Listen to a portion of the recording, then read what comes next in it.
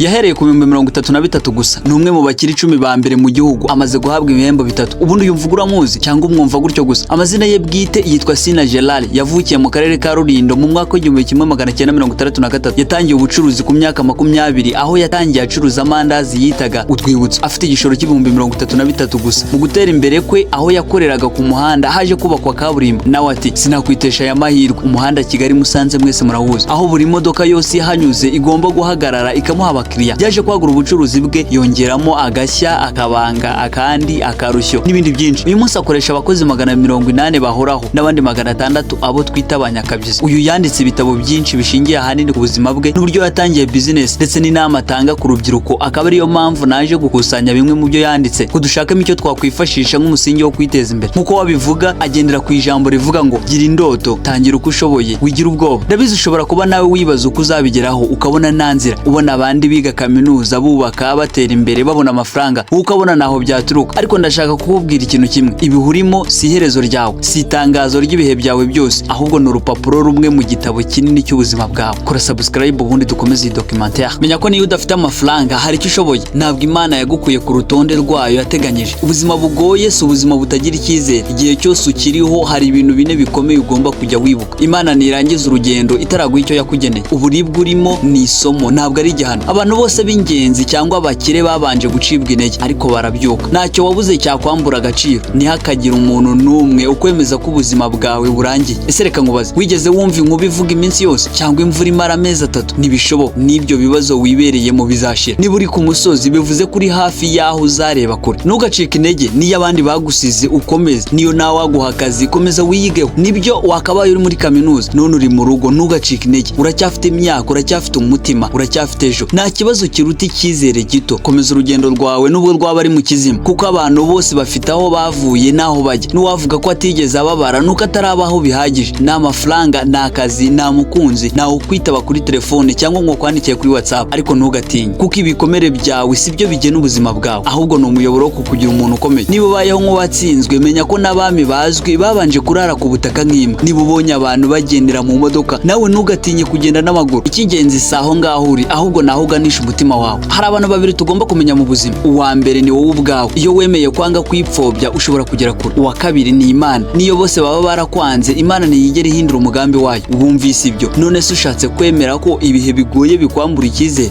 Oya rwose. Ntacyo wagezeho, ntacyo ufite utunze, nta kibazo. Ibi byose ni episode. Uri muri season ya mbere, season ya kabiri irimo gutegura, kandi izatangira uri intwari. Uri umuntu utavugwaho rumwe. Uri wa muntu abantu bazabwira abandi bati uyu ni wa muntu twabonaga afite ubuzima butari bwiza, none dore ahageze. Ntihakagira ikigutera isoni. Niba uri gucuruza amagi ucuruze neza. Niba ukora amasuku ukora neza. Niba ugurisha telefone zidafite batiri uzigurishe nk'ufite iPhone y'ijana, kuko ntabwo ari byo ukora bigena uwo uriwe, ahubwo ni uko ubikora. Ndabizi hari abantu bafite buri kimwe ariko ntibagira amahoro. Hari abantu bubatse inzu ndende ariko ntibabona ibitotsi nijoro. Hari abakize batagira urukundo. Hari abakene bafite umutima uruhura benshi. Kuki none wagerageje rimwe gusa ukumva ko watsinzwe? Reka mbikubwire, inzozi zidakomanga inshuro nyinshi ku rugi. Iyo uretse rimwe uba uciye intege amahirwe yawe. Ubu ushobora kuba utararya ariko ntiwapfuye, bivuze ko ugifite amahirwe yo guhindura amateka yawe. Isomo ry'ubuzima rero uyu munsi ni ntuzemere ko ubuzima bukubuza guseka, ahubwo seka ubuzima kugeza bwemeye kugukundira. Ntuzasaba imbabazi zo kuba ukiriho. Ntuzumve ko ari igisebo kuba utaragera kure. Ntuzemere ko abantu baguca intege ngo kuko utari aho babonye abandi bageze. Wowe uri wowe kandi uri gukora uko ushoboye. So shishikara, haguruka, komeza. Uriho kubera impamvu. Nta buribwe buzamara imyaka yose, nta mpamvu yo gukomeza kurira ijoro ryose. Burya ibintu bizashira. Nta yindi nzira uretse gukomeza. Igihe cyose wumva warananiwe, wumva waragerageje ibishoboka byose ariko ubuzima bukanga, menya ko atari wowe wenyine. Ntawe ukura atavunitse, nta rukundo rutabanje gusuzugurwa, nta ndoto zibaho, nta nzira y'inzitane. Ese wari uzi ko iyi mbuto igeze mu butaka ibanza igashwanyagurika igatakaza icyanga n'imbuto yayo mbere y'uko isohoka nk'igiti? Niko bimeze no ku muntu. Niba wumva waracitse intege, menya ko ushobora kuba uri hafi kuvamo icyo wari ugenewe kuba cyo, kuko isi iragusya ikaguca intege mbere yo kuguha icyubahiro. Reka nsoze nkubwira ngo nubwo udafite byose uracyafite icyo ufite. Umugisha si amafaranga, umugisha si amazu, umugisha ni ugukiriho. Hari ibiri imbere yawe bizagutangaza. Hari imiryango uzafungurirwa abandi batigeze babona. Hari umunezero uzagira utigeze wumva. Ntukemere ko uyu munsi mubi ugene ejo hazaza hawe. Ejo hawe haracyari hagati mu biganza by'Imana. None rero uri hehe?